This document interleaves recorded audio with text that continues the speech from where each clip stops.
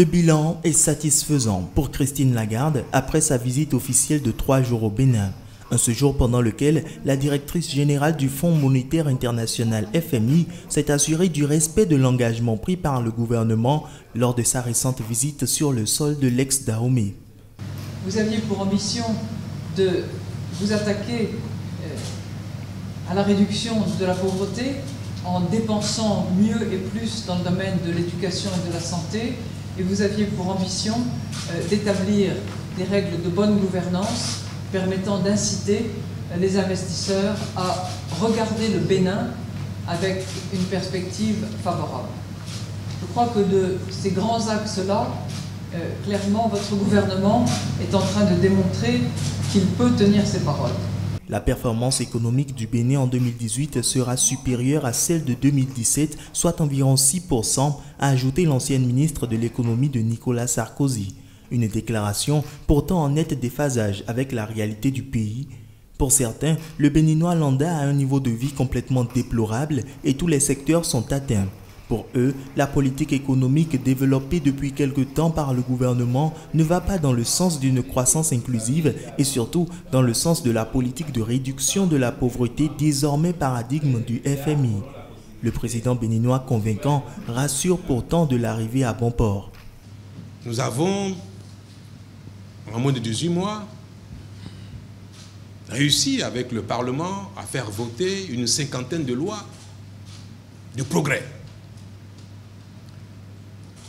Nous avons entamé les réformes les plus ambitieuses, les plus osées, même si nous avons connu un échec en ce qui concerne la révision constitutionnelle. Par le travail, par le sérieux, par la bonne gouvernance, par des réformes bien inspirées, par le sacrifice, par la lutte contre l'impunité, on peut sortir de la pauvreté et de la mendicité. L'économie du Bénin est fortement dépendante du Nigeria voisin, géant pétrolier d'au moins 180 millions d'habitants.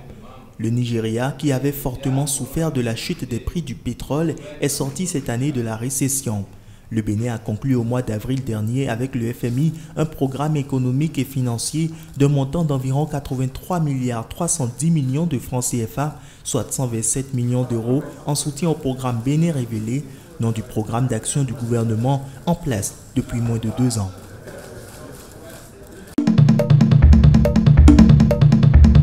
Le marché central de Bamako a été en partie ravagé lundi nuit par un incident sans faire de victimes.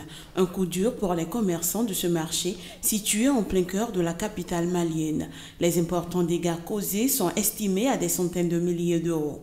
Vraiment, c'est un dégât très énorme. Et jusqu'à présent, il y a le feu qui est en train de brûler. Jusqu'à présent, il y a le feu du marché. Vraiment, tout l'alentour du marché rose a été brûlé. Les sapeurs-pompiers sont là, mais c'est insuffisant. D'abord, l'accès pour venir au feu est très difficile. Il n'y a pas assez de camions. Plus de 140 pompiers ont été mobilisés toute la nuit et encore une bonne partie de la journée sur ce gigantesque incendie qui s'est déclaré vers 3 heures du matin. Les pompiers et les commerçants pointent du doigt les installations, l'agencement du marché. C'est le problème de tous les marchés africains. Le problème, c'est le problème de cheminement. Et on n'avait pas la voie d'accès et que les kiosques étaient construits au niveau des voies d'accès et on avait un problème majeur de voies d'accès. Et ensuite, il y avait un problème d'eau. Il fallait quitter pour aller se ravitailler à 2 km, 3 km. Et le marché a des poteaux, mais ces poteaux ne sont pas alimentés. C'est ça le problème majeur. Les causes de l'incendie n'étaient pas connues dans l'immédiat, mais la piste criminelle était envisagée, ont indiqué les autorités locales. Une enquête a donc été ouverte par la police. Cet incendie est le 4e du genre en 3 ans survenu sur le marché de la capitale malienne. Il y a quelques mois, le gouvernement avait mobilisé avec des entreprises privées d'importants fonds pour la construction d'un nouveau marché.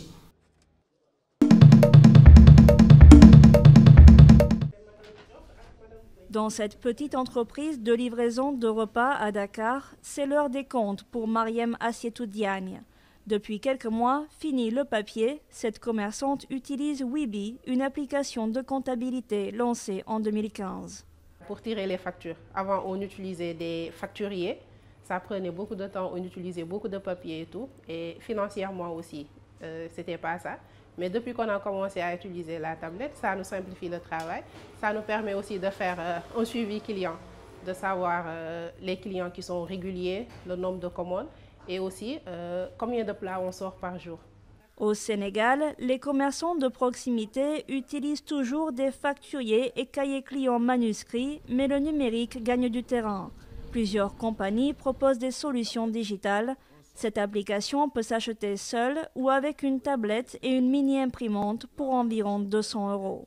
C'est un robot qui vous permet d'analyser et de sauvegarder vos données en temps réel. Le mot-clé, la simplicité d'utilisation. La tablette Somme-Tout va même jusqu'à n'utiliser que des images et aucun texte. On a des niveaux d'éducation qui sont assez hétérogènes dans le secteur, donc on a pris le pari de faire un outil qui est sans texte, basé uniquement sur la voix et la reconnaissance vocale, ce qui permet à une cible qui peut être illettrée et qui peut être très diplômée d'utiliser notre appareil sans problème.